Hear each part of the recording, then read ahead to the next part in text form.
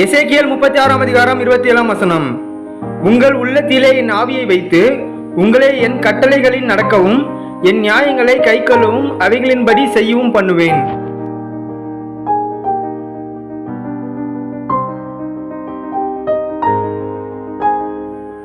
Ezekiel chapter 36 verse 27.